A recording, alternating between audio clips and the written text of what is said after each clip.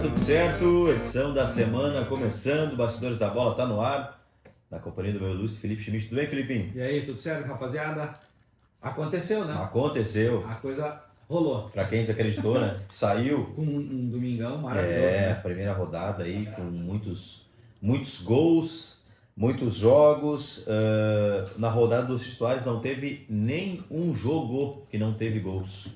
E teve somente um empate. A gente vai falar mais sobre os destaques dos jogos que transmitimos, né? Transmitimos 2 jogos, Estudiantes Tiradentes e também o Gaúcho contra a equipe do 7 de São Caetano. E vamos falar das surpresas também da nossa avaliação, né? As surpresas desse final de semana. Mas depois de 15 segundinhos e dos nossos patrocinadores, a gente volta com muita informação. Ué, mas você não tinha aula? Sim, é que com a Uninter eu consigo assistir as aulas onde e quando quiser.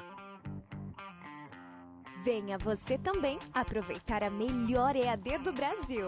Uninter.com. Pensou já em ter aquele terreno show de bola e a casa dos teus sonhos? Então, 5 mil de entrada, mais 1.200 em parcelas e a Imogel te coloca lá no Jardim Conventos, lugar maravilhoso. Pensou o terreno, pensou Imogel. E mês de agosto ainda... já passou o Dia dos Pais, mas tu ainda, para quem ainda não presenteou ou tu quer comprar um presente para ti mesmo, Ótica e Joalheria Conventos, óculos de grau, de sol, relógio, pulseira, brinco, anel, aliança, quer fazer uma moral com a nega véia, tem lá também. E tu ainda ganha cupomzinho para preencher. No final do mês tem um sorteio de 5 vales, compra de 500 pila, 5, uma barbada, então corre lá. No bairro Conventos, na principal, ele fala com a Jaque, com o Legume e com o Vini. O Vini que estreou no regional ontem, Vini, né? Lá atrás, o que é isso, hein, Vini? Que momento. TG3 Lavagem Automotiva, a turma do Tec e companhia lá, gurizada, capricha, é um espetáculo, vale a pena. Lá na Duque de Caxias, leva o teu carro lá, os caras são show de bola. E a lavagem interna, então, é um negócio espetacular. Tem Telebusca. Tem também. A gurizada vai na tua casa lá, ou vai na tua empresa, vai onde precisar. Sulfrio tá pensando em abrir um mercado, uma padaria, uma loja de conveniência ou quer reformar, fala com a turma da Sulfrio lá no Instagram, @Sulfrio Refrigeração. Mais de 18 anos de experiência em refrigeração, armazenamento de produtos, tem toda a linha de marcenaria, toda a linha de balcão, tudo é com a Sulfrio. Os maiores e melhores mercados e padarias do estado, a Sulfrio faz. Então tu quer abrir um negócio aí, quer empreender, fala com a Sulfrio lá que o negócio é certo. Pensou inteligente, pensou Sírio Automóveis. Pátio lindo lá, né? Maravilhoso, com os carros que você entende que cabe exatamente naquilo que você precisa. Então, dá um pulinho lá, fale com o Marava, né? Que está comandando a turma lá, juntamente com o Rock, o Dé e toda a equipe da Sírio Automóveis te aguardando lá para o melhor negócio. E olha só, agora falando do campeonato, não começou o regional, né? Tão esperado, tão aguardado, com vários, aí ontem a gente falou com o presidente lá, mais de 60 clubes entre Força Livre, titulares, aspirantes, veterano, agora até categoria Master, então mais de 3 mil atletas aí, e cara, com jogadores renomadíssimos, assim, ontem a gente fez vários jogos, eu vou passar aqui a limpo os resultados do final de semana da categoria titulares, tá? Em Encantado, o Navegantes perdeu por 2-0 para a equipe do Canabarrense. O Canabarrense tinha um favoritismo nesse jogo, acabou confirmando, né? Que é um elenco já de 3, 4 anos que joga junto, né? Exatamente, o atual intermunicipal, campeão intermunicipal. Né? Esse outro jogo aqui que aconteceu em Canudos, para mim é uma incógnita, tá? Porque o Minuano tem um bom time, um bom plantel, o Poço das Antas também.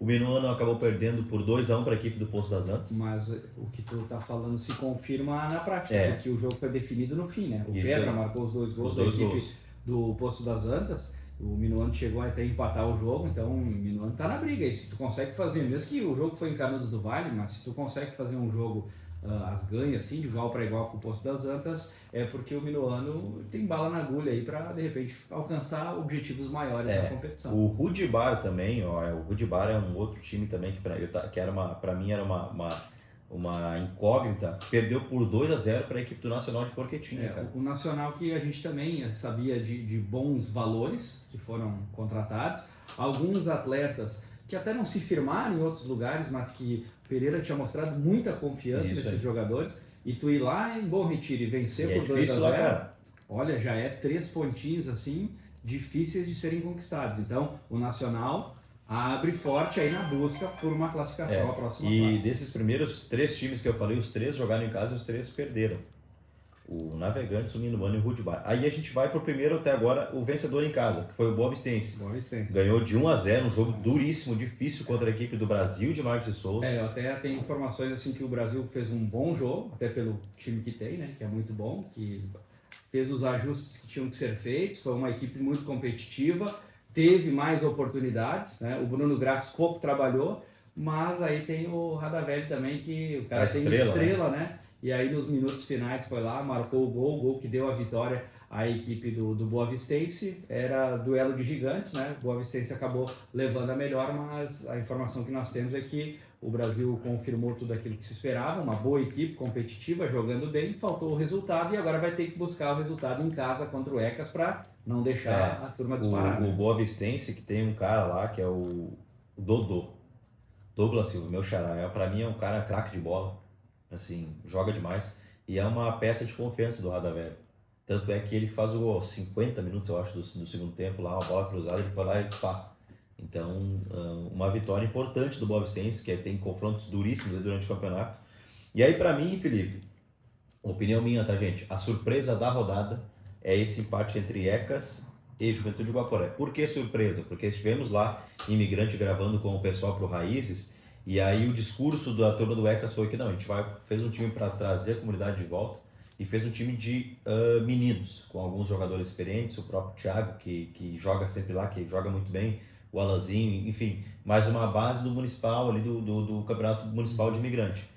Então assim, a gente não tem muito investimento, a gente vai entrar mais para participar e tal. E aí a gente vê o Guaporé do outro lado, um time com um investimento muito mais alto que o ano passado, né? O João Figueira, o Rico e a Mona estiveram aqui falando que eles melhoraram, o elenco está muito melhor do que foi o elenco campeão ano passado, perderam peças, né? Mas tem lá Patrick Dal Bosco, Patrick Soares, Biel, Bruno Bortolini, enfim, vários nomes conhecidos aqui do nosso reduto. E aí o Guaporé até sai ganhando, mas cede um empate pro ECAS. A gente sabe que é dificílimo ganhar e jogar contra o ECAS lá em Imigrante. Então, para mim, a surpresa da rodada é esse placar entre ECAS e Juventude de Guaporé, que terminou 1-1. Até porque o ECAS, o próprio ECAS tratou de não badalar muito, né, a participação na competição, muito mais no sentido de trazer a comunidade, de não deixar o clube parado aí no final de semana, até porque todo mundo sabe, tudo é movido a futebol, né? Isso é fundamental, extremamente importante que os clubes participem realmente e que tenham esses pensamentos que o ECAS tem. Nem sempre tu vai entrar, de repente, para tu ganhar o campeonato, mas tu vai movimentar a tua comunidade, que sempre é muito importante, é o que sempre diz o Neguinho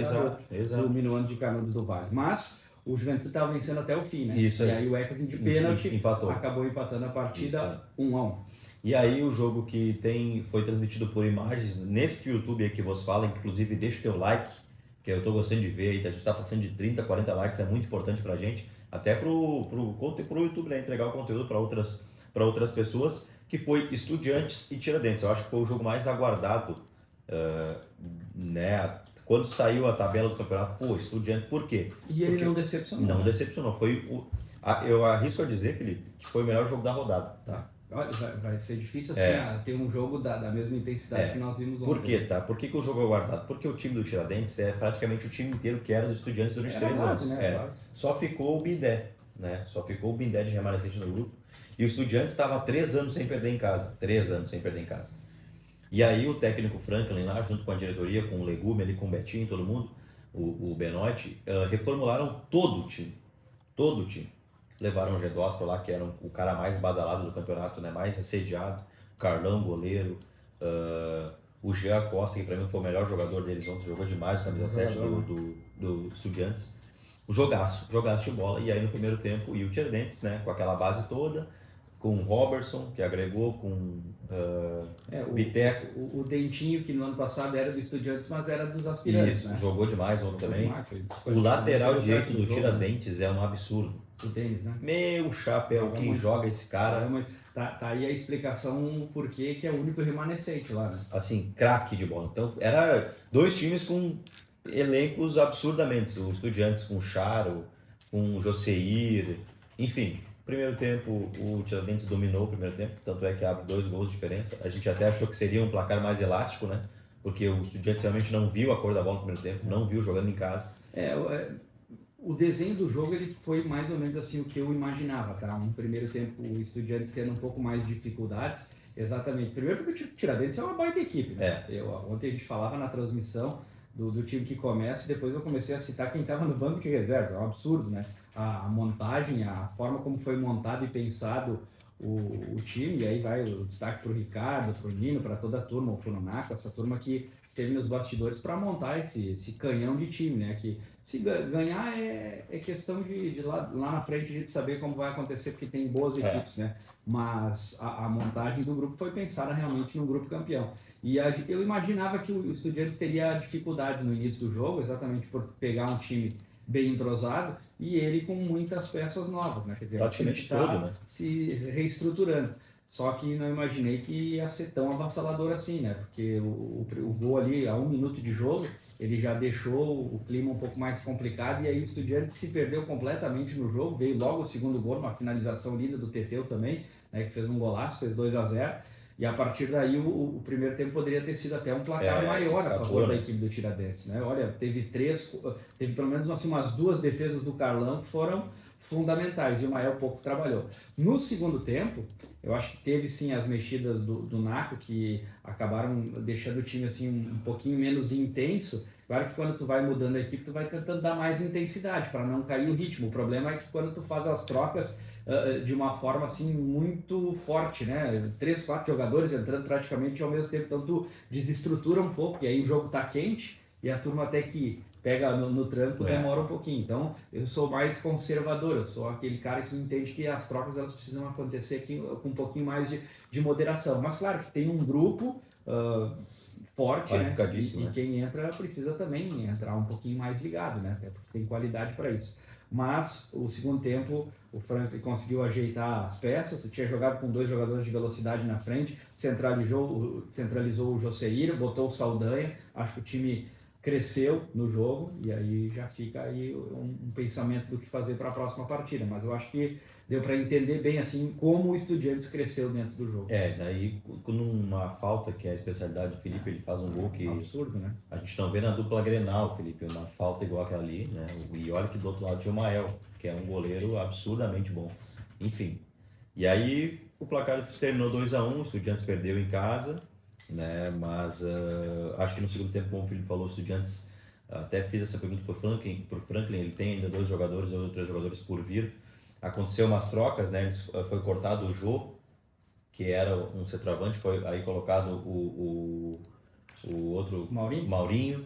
O outro Jô, que estava no titular, desceu para os aspirantes, e aí entrou o zagueiro, o Léo D'Agostini. Então, eu acho que o Franklin, ele encaminhou o seu elenco, assim, achou que precisa de um centroavante de referência, né? O Estudiantes que tem uma pedreira dificílima agora já lá em Guaporé, com o Juventude de Guaporé. O Estudiantes ele teve uma tabela não foi muito favorecido, então, né? Pega o Guaporé, depois pega o Brasil de Martins Souza, depois pega o Poço das Antas. Então... Mas enfim, né? Então Estudiantes 1, Tiradentes 2. Outro jogo me parece muito equilibrado foi Serrano e Taquariense, né? Serrano vice-campeão de 2023 contra o vice-campeão de 2024, o Taquariense. O Serrano venceu por 1-0. 1-0. Jogo... Estava assim caminhando para o 0-0 e o Serrano faz um gol importante. Vitória por 1-0. Serrano que é um dos times fortes aí que a gente entende que vai fazer uma boa campanha.